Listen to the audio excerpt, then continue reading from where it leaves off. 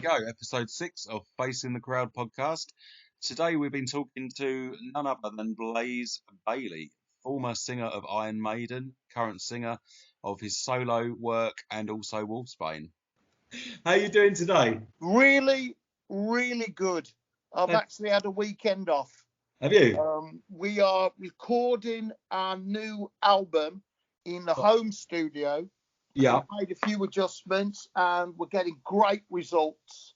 Mm-hmm. So it's really, really good. But it's more relaxed in one way because there's no travel. Sure. And there's nobody else. It's just Chris and me producing the album and doing everything between us. So that's good. But the other side of it is long hours and intense. You can't just say, oh, well, we'll just do 8 hours today. It's like, well, these are the tasks that we have to complete today. Yeah. And it can be 8 p.m. or it can be 10 p.m. or it can be 3 in the morning. But it's got to be done because you have things to do the next day, you know. And you never know what thing is going to be a hiccup or be the fly in the ointment. You'll find something and then go, you know what? I don't really like the way this goes anymore. I think this is in the wrong place.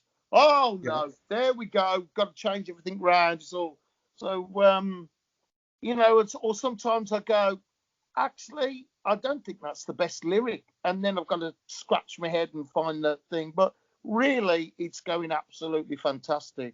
Fantastic. And, I've been able to take the weekend off and it's felt good, really good coming back to it. Uh-huh. So is that's your own recording studio, is it? You've got one? Yeah, everybody can do it now. You know, when I started in Wolfsbane, you had to have £1 million worth of equipment and a building and 2 blokes to work the machines, one to work the desk, one to work the 2-inch tape machines, and your producer. So that it was a different world back then. And, you know, the best thing you could have is a 4-track on cassette or your dictaphone. Yeah. And as things have changed, you know, with computers, they could never keep up. They would never have done it before. But now it has got to that place where computers and processing power can actually handle music and video. And you can get fantastic results with a little bit of gear and your laptop. So you know, going back to like the early days, it would have been all analog tape and cutting the tape, all that kind of stuff. It's a long process. Yeah, absolutely. I've made those albums with the analog tape and cutting up the tape and everything. And for a singer in my style, I would never ever go back to tape, man. I did my first recording, digital recording using the Pro Tools, and you don't have to wait for the tape to rewind. And those few seconds that you can go immediately, especially if you're doing a more emotional part, or you're trying to find a particular kind of texture in the voice, you can stay in that place and get that texture. Whereas if you're sitting there on tape, as it used to be, it's, okay, go again. Ready? Okay. It's like, and the moment's gone. So, so that's much better. As well as that, you don't lose anything. You know, you can have 3 or 4 goes. You're not compromising any tracks. You know, in the old days, you'd have 24 tracks. You'd work out what's on each track, and you'd have different instruments because they came in at different times. And it was a different. The engineer and the producer then had a skill themselves that was important. Now you go, 1 track for that, 1 track for that, 1 track, and you can have 30, 40, 50, 60 tracks with one thing on it. And when it comes to mixing, it's so much clearer. So much easier. You know, less juggling. It's great, really. So in that way, I think for artists who are starting off and coming through now, you have to learn to record yourself well. It's just like learning to play the guitar well. or learning to play the drums or learning to sing well. You've got to get up to a certain standard. Yeah. And it's absolutely possible to do it that way, and you can get those results. And I think what we're going to see in the next 5 years is some bands do incredibly interesting and creative things as they get to grips with the medium, in the studio, and what you can actually do. Well, there's a lot of people. There's been, current artists that have become megastars out of making albums in bedrooms, haven't they? In the streets, they made an album in his bedroom. Yeah, I think the streets did. Yeah, the Arctic Monkeys did. Album. Yeah, it's crazy. It's crazy. But it brings up artists that never would have been, maybe. Yeah, never would have got noticed. Now, 100%. If anyone's talented, they can do it. So it's I think it's good. Mega. I think of the old system as a slave system because the record company owned that recording. They owned it. So you could never release that version of that recording on your own. And there were quite a few bands who made their first album and that just stayed on a shelf in a vault or in a warehouse and it never came out. Yeah. And the album's still out there, isn't there? The hopes and dreams of young artists starting off, and your album doesn't even come out. You've got no say about it. I mean, you can imagine how bad must it be that George Michael, a multimillionaire, felt so aggrieved that the record company owned his songs, owned his recordings, that he took them to court to try and get out of it, But that was the old system. You don't have to do that now. No, it's easier. You don't have to own your own music, isn't it? Yeah. One band that springs to mind who did it the right way, obviously they didn't towards the end, but I mean, obviously Nirvana, when they laid out with their record company and they said, right, we'll sign with you, but we can release whatever we want, however we want it, and that's the deal, And but I suppose not many bands have ever been in a position to be able to lay down those kind of demands. No, in one of the great things about Maiden, early on, they had this battle with the label. Yeah. Really, I mean, they had many, many battles with the label over being themselves, Yeah. And it was, and it's we're not releasing that album because we're not releasing that artwork and all of that. And, Maiden were able to say, well, that will mean you're breaking a contract. You owe us a lot of money. We can go somewhere else. And we've still got these songs. And they won that battle. Yeah. And then another battle they had was, well, we don't like the sound of the album. And it was because they'd come to the studio and they weren't hearing a final mixed album. Like me as a musician and artist, there are certain things that are still in my head. And there are certain things where you go, well, when it's mixed, it's not going to sound this way. So I'll compartmentalize that and go, right, those drums aren't mixed. What I'm listening to is this bass guitar. And they came into the studio and this is a story direct from Steve Harris. I don't think he'll mind me saying at all. And they said, we can't have the album sounding like that. And so there's uproar, another battle ensues. And the thing that happened after that is, right, the record company are banned from coming to the studio ever. That was it.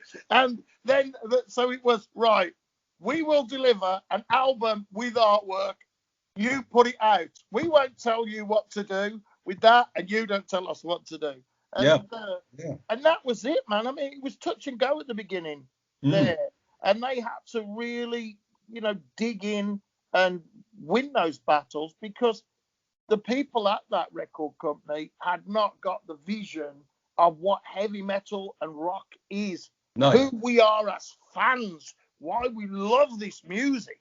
And I think that, the many battles, and sadly, many battles like that were lost Yeah. And people were forced to compromise and, crippled artistically. Yeah, really. It's like Maiden had the following to pull that battle off, isn't it? Well, yeah, they battled that. They got great management, and they were a team, and the management represented the band and never tried to make the band compromise. And if you look at people like U2, and Led Zeppelin, it's the same with them. The management was always fighting for the artist and the artist's vision. That's where we get these incredible records and great music from, when that vision is protected, I think. Yeah. Oh, definitely. Definitely, 100%. Yeah.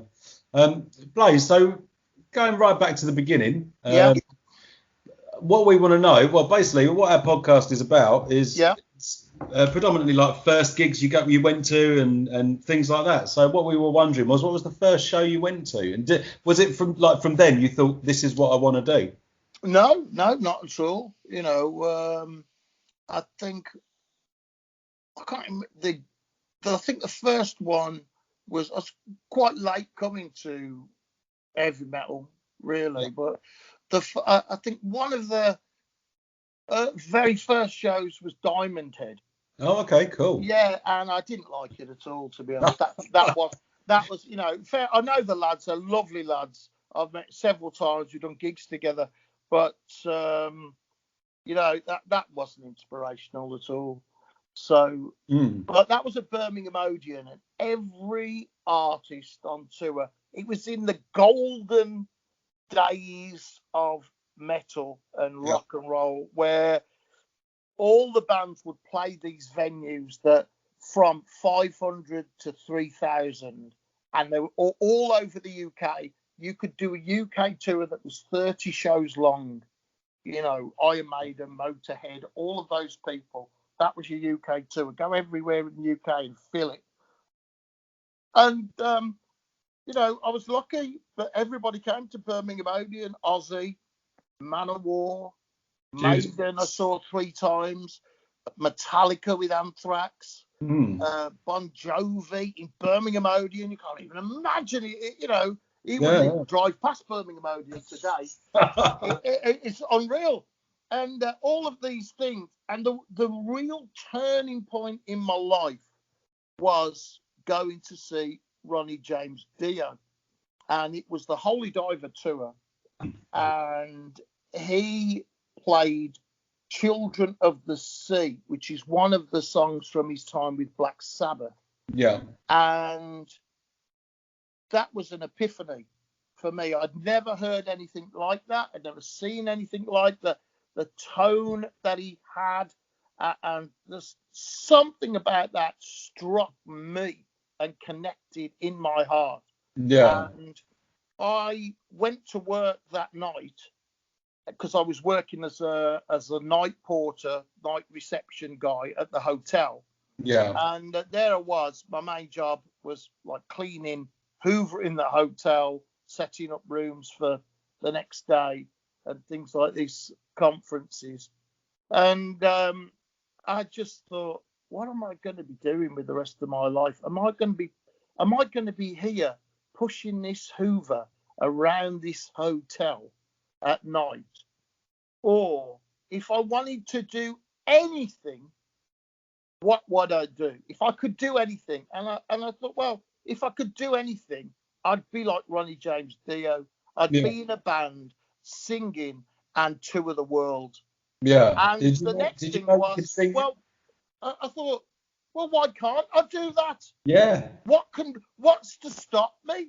There's nobody that's saying there's a law against becoming a heavy metal singer. No. So that was it. And it was from that gig and that moment that I really thought about being in a band.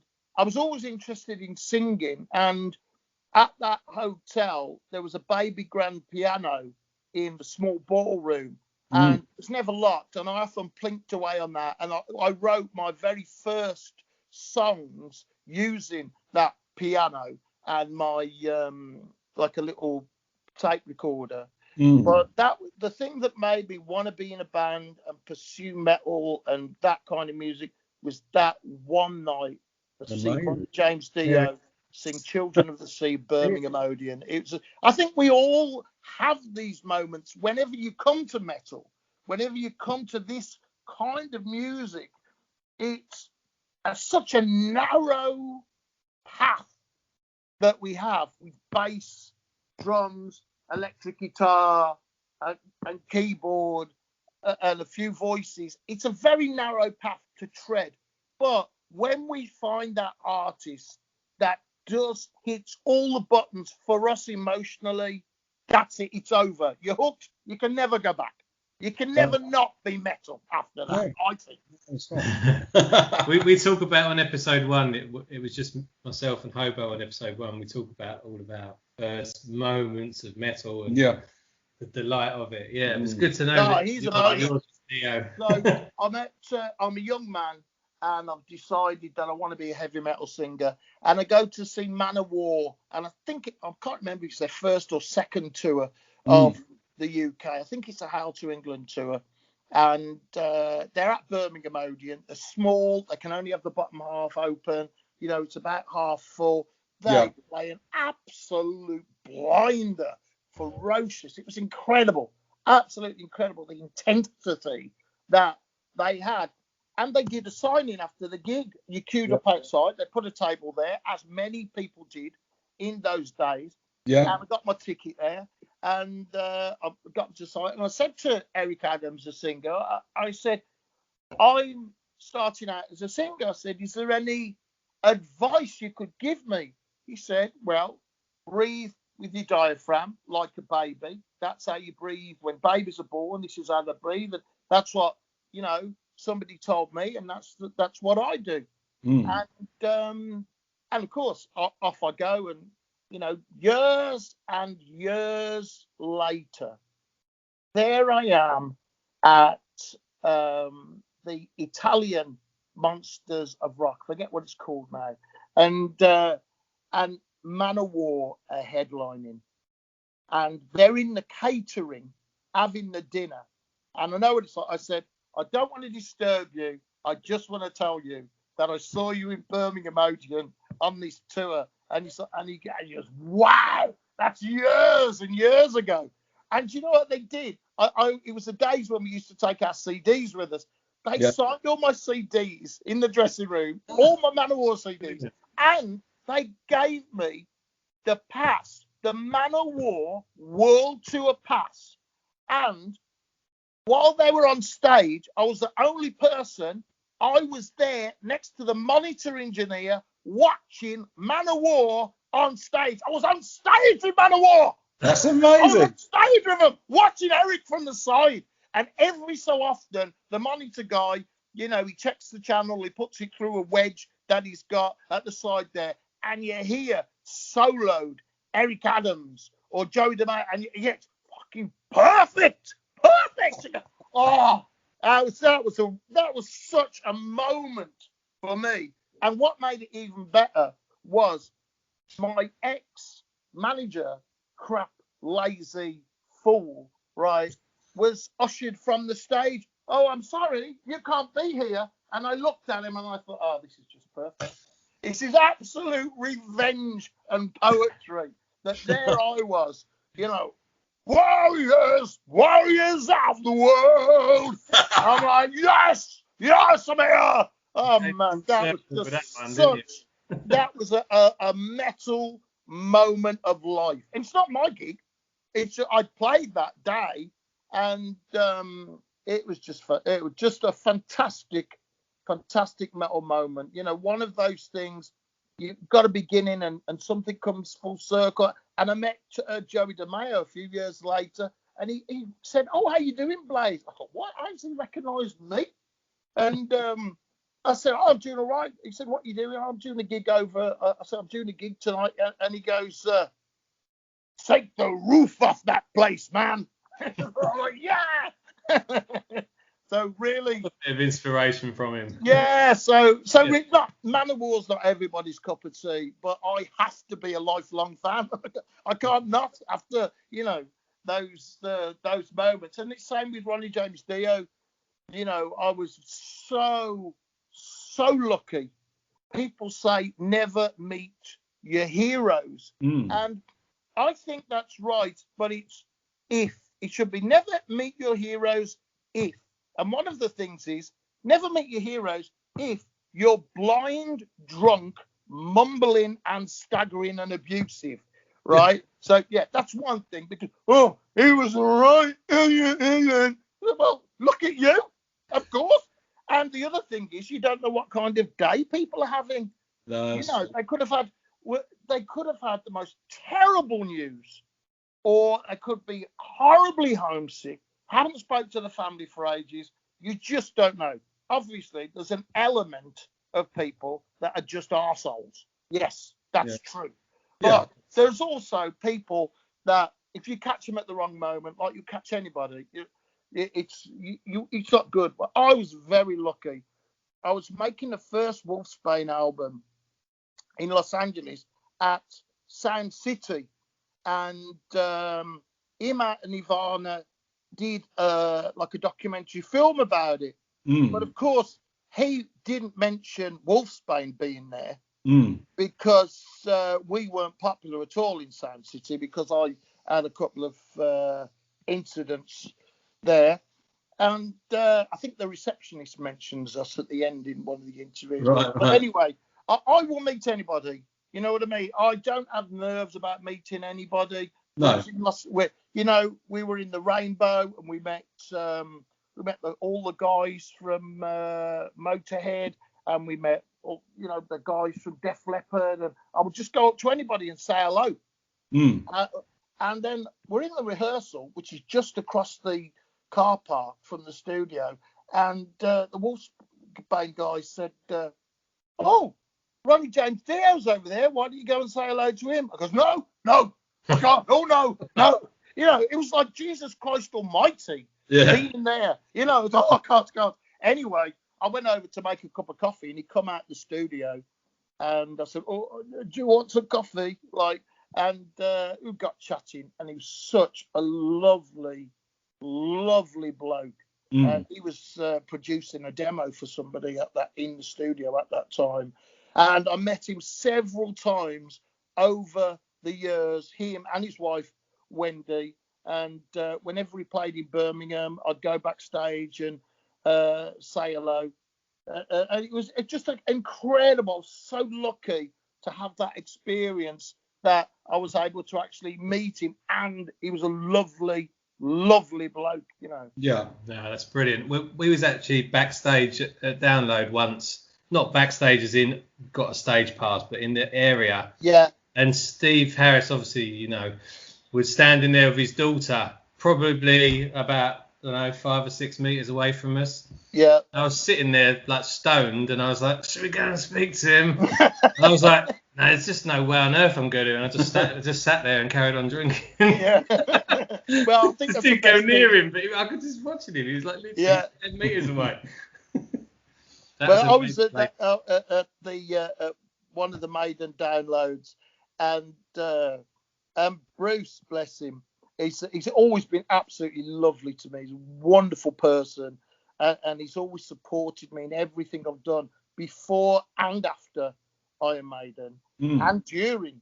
And I was there, and he's put a hat on, and he's snuck out so he could come and talk to his wife, and he's looking round to make sure nobody catch it, and he did. He managed to do it, and I just go, Bruce, and he goes, oh, all right, ladies, oh, sure, don't let anybody recognise me, But it's I think it's in those big gigs. What happens is you invite family and friends, so it's important. You want to see them. Yeah. But it's difficult because there's so many interruptions. Everybody wants to see you. Of course. And so it's difficult to get that time with family and friends. And that's where I think you can catch people at the wrong time. Yeah. Like you were saying, Steve was talking to his daughter. It can be anything. I remember Bob Catley from Magnum. He'd been away for months and months and months. He hadn't seen his family for months and months and months. And people were going, fans were being really horrible to him, saying he was ignorant and nasty and all of this. He hadn't seen his wife for almost a year. No, that's right. You know, and it's like, well, you know what you want from me? I'm human too. You know, so yeah, I think the wrong time, but that's one of the things. If you're drunk or high, whatever, please don't meet your idol. No, that's right. I've actually met you a couple of times, Blaze. You probably wouldn't remember. What was I drunk?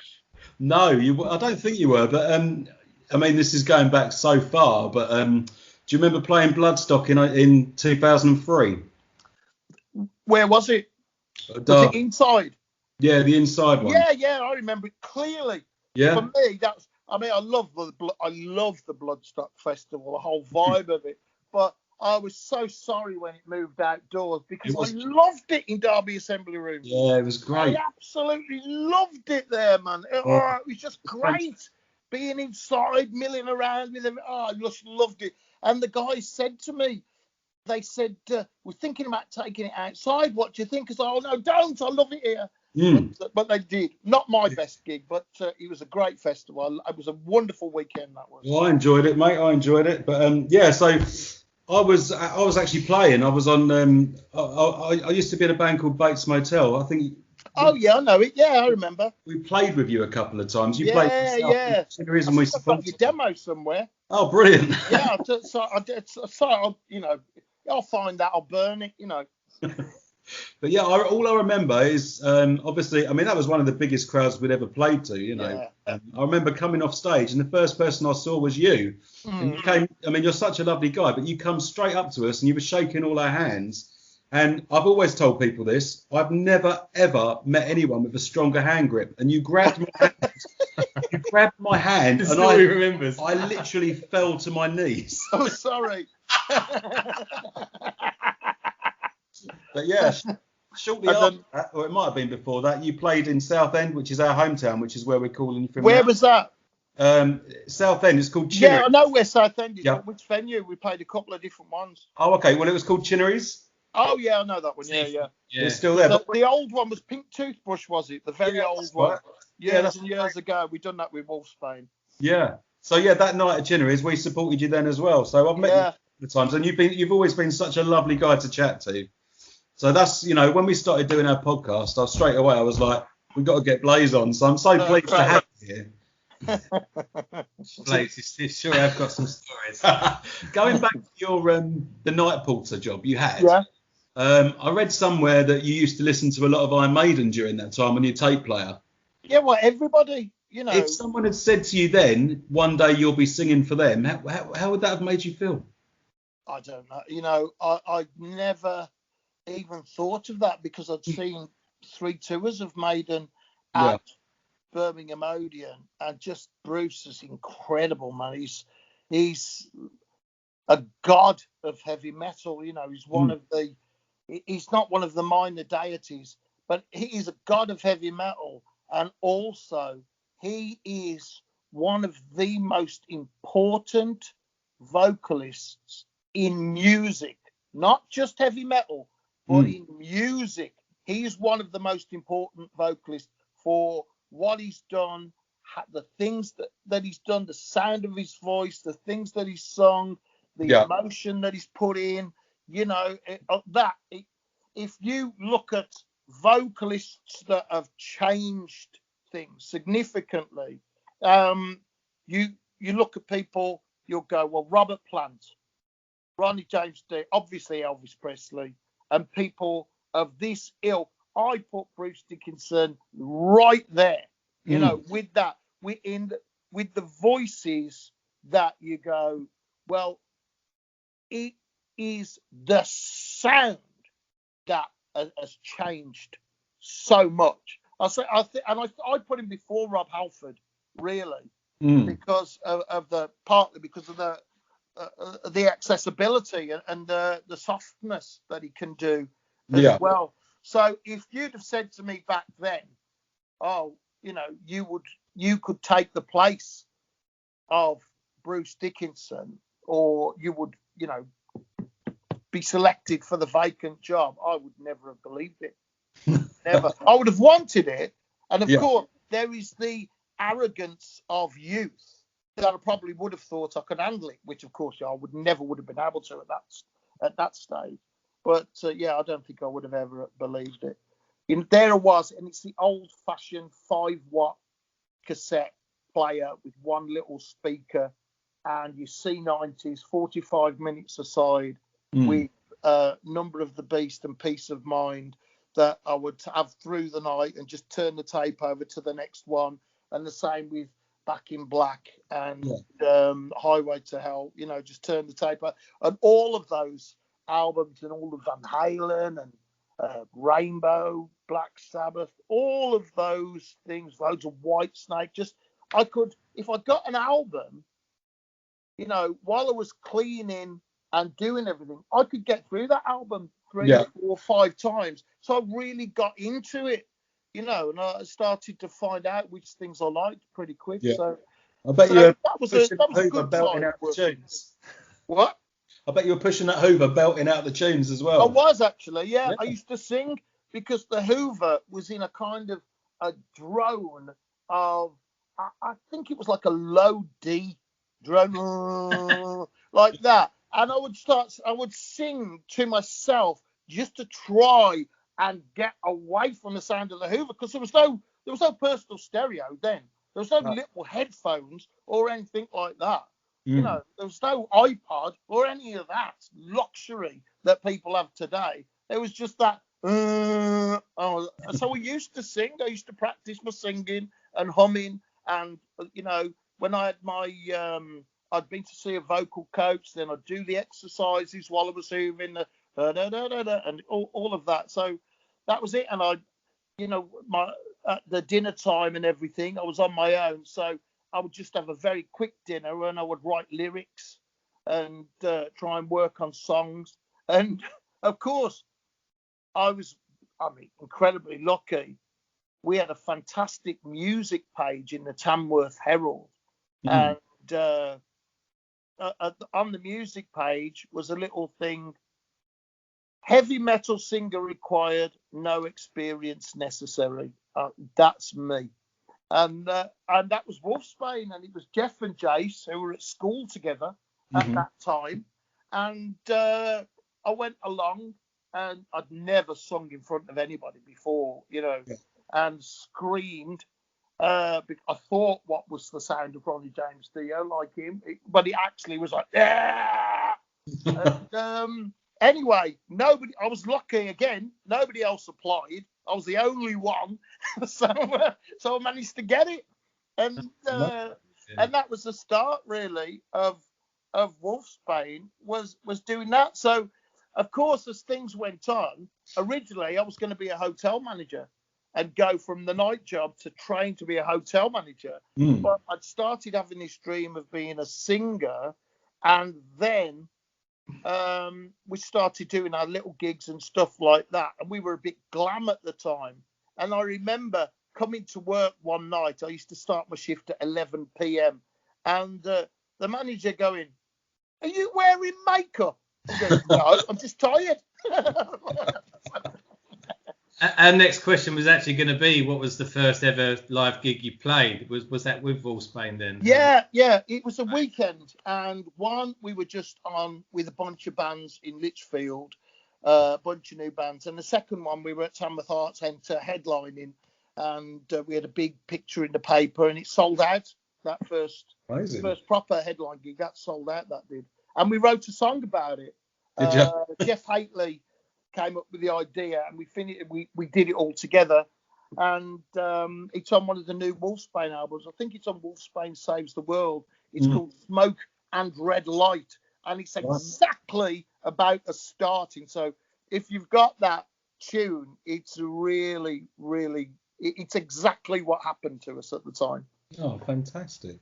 I mean, you're still touring with those guys when all this madness? Yeah, it's just difficult because everybody's grown up, everybody's got family, everybody's got different jobs and commitments. It's difficult to get together, but during the lockdown, a few messages were sent, and we've got a few ideas, and Jeff and Jace have got some great music. Steve's got amazing drum kit for the home, the digital drum kit that he's using. And I'm sending off ideas and bits and pieces. So we're hoping to have another Wolfsbane album. There's a certain chemistry when the four of us get together that it just sounds like us.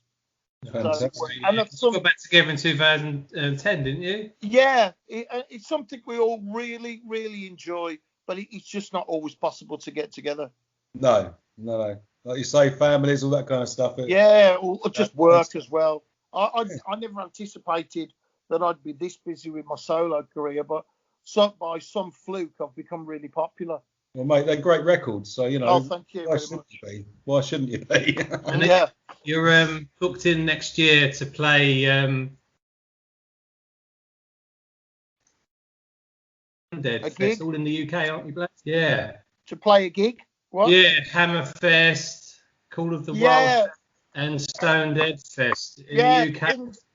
Things have been postponed, and it should be a busy year next year for live. So I'm excited about that. Sort of rock UK fests have come in, quite a few of them now, isn't there? And good little lineups as well on some of those. It's pretty good. So they're obviously rescheduled from this year, so yeah. I hope you get to do them, Blaze. Me too. I hope that that whatever the new normal is, which I don't really want. I want the old normal. Yeah, exactly. I think we all do. Yeah, whatever the new normal is, I just hope that's it. We can go ahead with this and get back to live music. Yeah. What could be good? I know there are some clashes, but I think a lot of people have got tickets already. They've already spent the money, so they might be able to go to more things next year. So I'm hoping for everybody it's going to be a good year for live music. Yeah, I think, it's especially more than anything, I suppose the outdoor stuff's more likely to be going ahead. But we'll have to wait and see, won't we? I suppose no one really knows what's going to happen, so.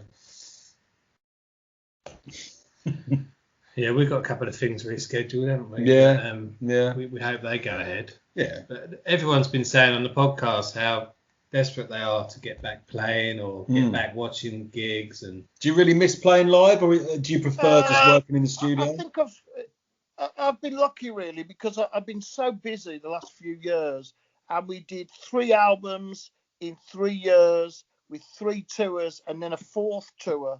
Was that the trilogy? Yeah, my trilogy, a 4th tour to go with that. It was very, very intense, and I think I've got back home, and things have gradually. Burfest was the last thing that I did in London. It was a sold out show, fantastic reaction, absolutely awesome gig, and that was the last thing. I think that was one of the last live shows by anybody in Europe. Yeah, and, it was wonderful, and I don't miss shows so much because I'm used to having breaks between shows, but I do miss my fans. Yeah. Because at every Blaze Bayley gig, there's always a free meet and greet. And I meet my fans and sign for everybody and have photos with everybody. And that's just included. There's no extra cost for that. That's just something I choose to do. Not everybody can do that, but I choose to do it. It's a priority for me. So I do miss meeting my fans. So what I've done is I've been able to set up some things where I actually phone them, and some fans have been able to set up times through my Facebook, and I can actually phone them at home. Which has been really fun. Oh, that's great. That's kept me going. That's been really fun. But actually phoning my fans. But it's good in one way, because every gig that got postponed, you feel like, oh no, we're not. And then, well, hang on, we've gained another 3 days there.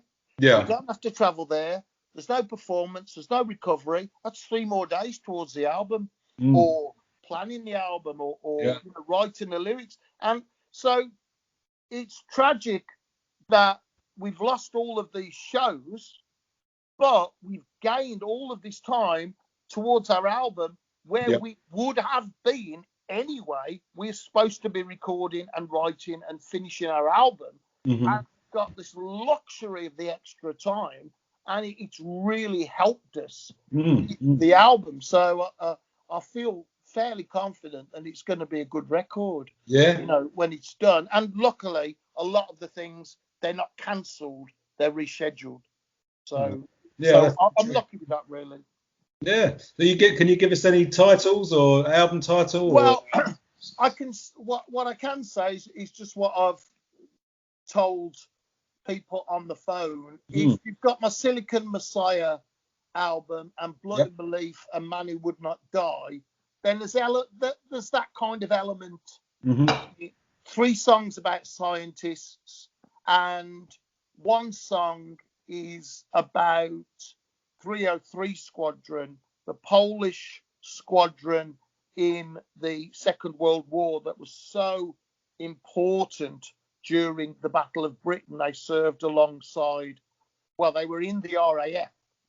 So, and I wanted to do a tribute to them, and I've wanted to do that for a very long time. So that's something that we've been working on, but I can't really tell you much more than that. No, that's fair enough. I know these things are kept under wraps. Yeah. That's the way it is. And I keep changing my mind. Right. I keep changing my mind. Chris will come and he'll go, "What's happened to that one?" And I'll go, "Oh, well, we've still got the song, but I've changed the title now." And it'll keep going like that.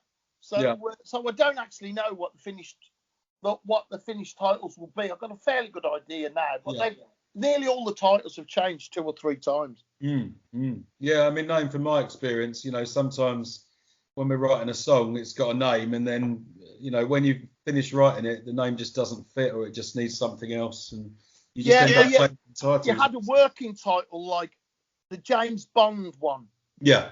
And it's like, well, it's got nothing to do with James Bond, but one part of it reminded you of the James Bond theme, so you've called it the James Bond one. Yeah. But it's easy for the band to remember it. That's it. Yeah. And when you're writing, we give things stupid names, but you know from your own experience with writing that you'll have a riff and then you'll have another piece and you'll go, well, what's this? Well, this is riff 1 or riff 2, but you can't remember it from that. So you've got to go, this is James Bond and this is Jimi Hendrix. Okay. And so the conversations that we'll have now, right. So we're going from James Bond to Jimi Hendrix. Where's Eric Clapton? And where's Eric Clapton gone? Well, Eric Clapton's there now after the chorus. Okay. So where's Eddie Van Halen? Eddie Van Halen's not in this song. What are you talking about? What about the instrumental? You know, where's Mad Max gone? Where's Mad Max? We talk about Mad Max. We never had Mad Max in this song. That was last year. We haven't even used that. I was like, you sure? I'm sure we had Mad Max here. It must be fun writing with you guys. I don't think track 1, track 2, and track 3, isn't it? Yeah, it's fun. I think I have a lot more fun than the other guys because I'm really nasty and cruel. And I think for them, it's more endurance and putting up with it. You know, so here we are again. Because I've been criticised for it in a pattern, very direct when I'm writing and in these and rehearsals, because I think, well, it's pointless wasting time going around the houses and trying to put things apart. It's just like, I don't want that, I want this. Do it like this. And that's it. So that's how it goes. I listen to everybody's suggestion. We do things together, but I make a decision. I'm the producer alongside Chris. You know, we have our different parts that we do. And I go, no, that's got to be that. That tells the story. Yeah. That is, we're constantly looking to find what is the emotion, and the music and the lyric and the emotion. If you can get those 3 together and they're all of the same with the melody, then that is the gold that we're looking for with every single song, whether it be aggressive or melancholy, every single one, to get those three things together. You can't always do it. And you just, that's the best that we could do with that one.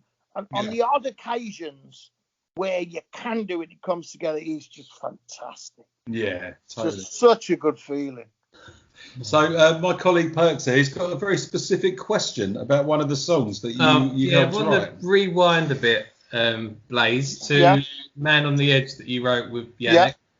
And obviously inspired by the film Falling Down, which is such a classic film, isn't it? Yeah. And I was just thinking, when we was going to be doing Blaze, I was thinking about the frustrations of Michael Douglas's character in that film.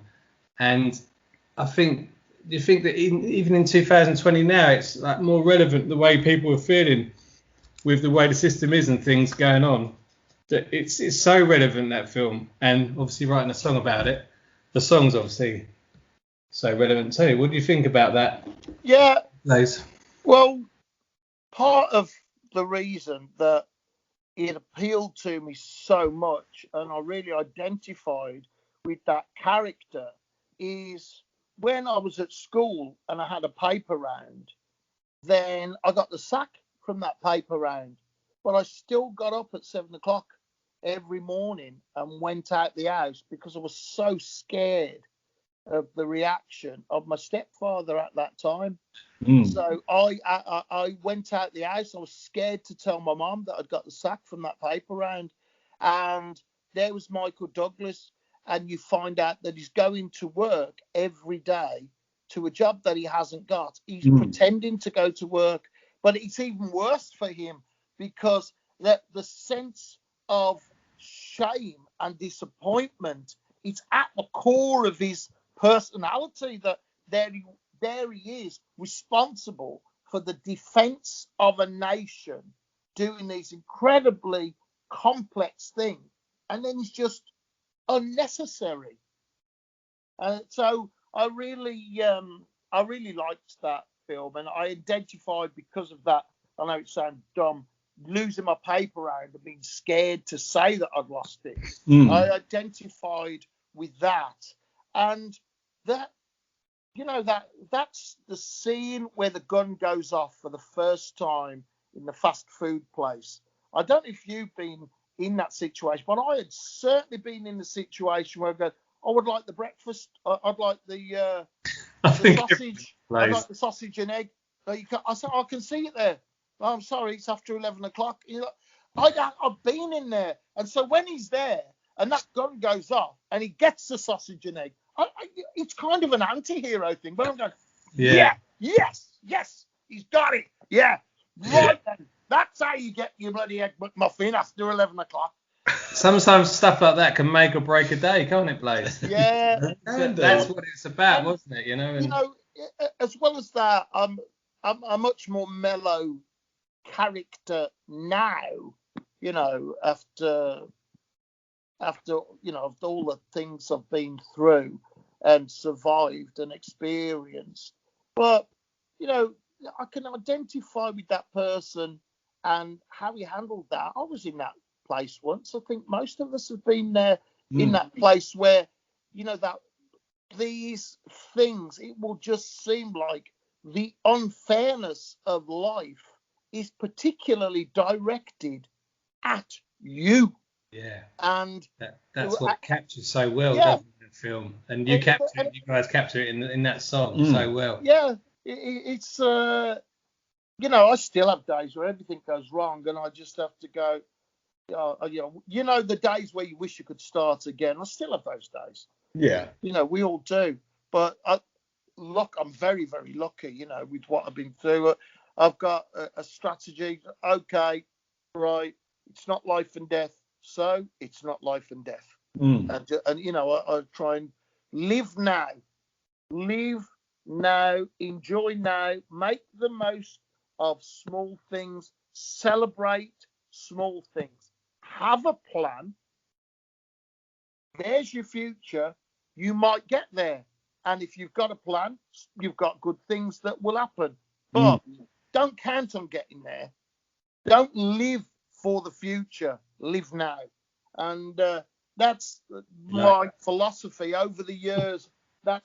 I've come to that philosophy, and that's what kept me going. And it's a philosophy of low expectation, which some people don't agree with or think is stupid or whatever. But you know what? The unhappiest people expect everything to go great every day. And the happiest people are the ones that don't expect good, don't expect bad, but when good things happen, appreciate it. And when bad things happen, just get on with it.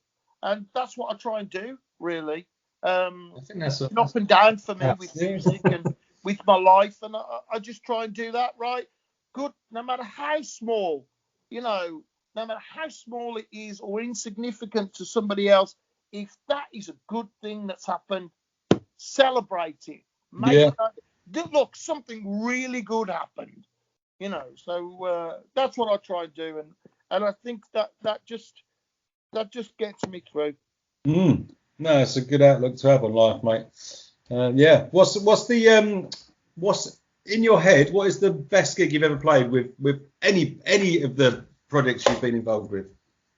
I mean, best is, it's variable, isn't it? Because best is so many different things in that could be best. I played Monsters of Rock in Sao Paulo, 70,000 people with a huge stage set and everything. So that was the biggest thing I'd ever done to that time. Incredible experience. I played in Chile, and Maiden had been banned for 20 years by the church. Metallica had been there. Bon Jovi had been there. Every major band had been there except Maiden. And I was the singer in Maiden when Maiden went there for the first time. And I can tell you that when those lights went down, the sound of the Chilean fans, after 20 years of waiting, was unreal. Wow. And I looked around at everybody else, and these incredibly experienced men, Steve, Dave, Yannick, Nico, incredibly experienced, and everybody was looking at each other wide-eyed, their hairs up on the back of your neck. The support band lasted 2 songs and they were bottled off because nobody was prepared to wait any longer to see Iron Maiden. And who was the support band? The tour manager came up into the dressing room. 40 minutes, normal warm-up time. Yeah, okay, right, stop. All of that. Back in 10 minutes. I said, what happened to 40 minutes? I said, the support band's off. The singer's been bottled up. The singer's got his head cut. I was like, oh, my word. And it's just incredible, man. That was an incredible, incredible concert. That was incredible, but going way back with Wolfsbane, we played the Palace Theatre in Tamworth, the converted cinema, and as the set went on, people they got closer to the stage, and then they were on the stage, and by the end, we were actually, as the band, we had our backs pressed to the wall as we were level with the fans on the stage. It was a stage occupation. It was incredible. I never felt anything like that, so it's very difficult. I'm so lucky in my career that I've had some incredible moments, but I think every wonderful, incredible moment is nothing without fans. Fans are heavy metal. Fans make this music come to life. They are the beating heart of what heavy metal is. And it's my great honor and privilege and pleasure to say thank you to all of those fans that have supported me through the years and made it possible for me to live my dream, living the dream. It's impossible for somebody to come from nothing, working a job as, a minimum wage job, in a hotel with no qualifications, dyslexic, failed everything at school to get from there to the top job in the world at my profession. It's impossible, but I did it. I'm so lucky to have had that and still be living my dream. I'm still a full-time professional musician. I'm actually the producer now. I produce my own record. It's my own label, tiny, but that's it. I'm completely independent and I'm supported by fans. And it's incredible to think of that journey and to be supported by people. They go, no, I love what you do. I've had tough times and your record got me through it. I don't have the ego to think that only my record could get you through tough times. But it is very humbling when the record that you happen to be playing, that happens to be in your car or on your CD player or on your iPad, is mine. And you face that storm, you face the darkness, and you get through. And I am the soundtrack. And you feel that I've helped you through that. Is an incredible feeling, and it's very, very humbling. And I'm very lucky to have that. Like, there's not many jobs where at the end of your day you finish work and someone comes up and goes, I love what you just did. I love what you do. What job? Do you get that? My job. That's the one. Oh, yeah, it's incredible. It's incredibly lucky. It really is. It's so privileged to be in that situation. You've been sort of playing live gigs for about 36 years now, haven't you, Blaze? Which is that's it. Yeah, 1984. Live career and recording career. Yeah, I've worked with top producers in the world of music. Top producers, million platinum selling producers.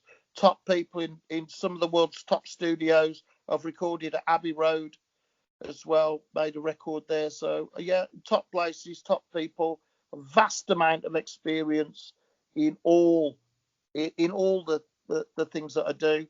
But outside of music, I have no qualifications whatsoever. I'm a minimum wage worker. So if it's not in music, that's it. I'm living this incredible dream.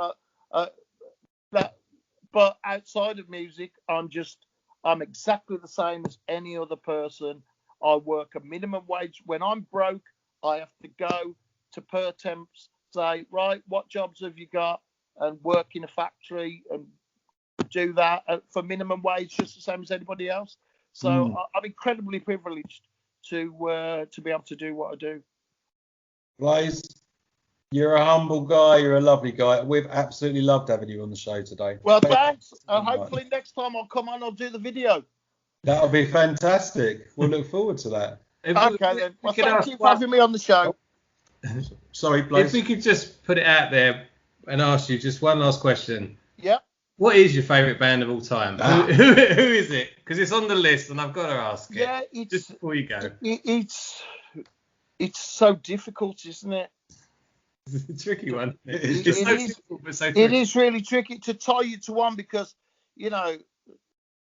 like Ronnie James Dio is my favourite vocalist, but he's been in 3 different bands. Yeah. Or 4 different bands, hasn't he? He's been in a lot of different bands, and Robert Plant is one of my favourite vocalists as well. But I couldn't say that Led Zeppelin's my favourite band. So Ronnie then. It's a very difficult. A very difficult question, but if I had to be tied down to one, here it is. I would say it was AC/DC. Good choice. Yeah, it's a toss-up because it's the early years, and it's very difficult to choose between them and Whitesnake because I absolutely adore David Coverdale's voice. We saw Whitesnake last year at Download. Yeah. Especially in the analog era, you listen back to those things. Oh man, Ain't Gonna Cry No More is just But yeah, Bon Scott is an influence on me and my vocal style because he's vocals and his singing were very much a conversation. And I didn't want to sound like Bon Scott, but I did want to be able to have my voice be as simple and half talking to get the idea over of what you're talking about. You know, when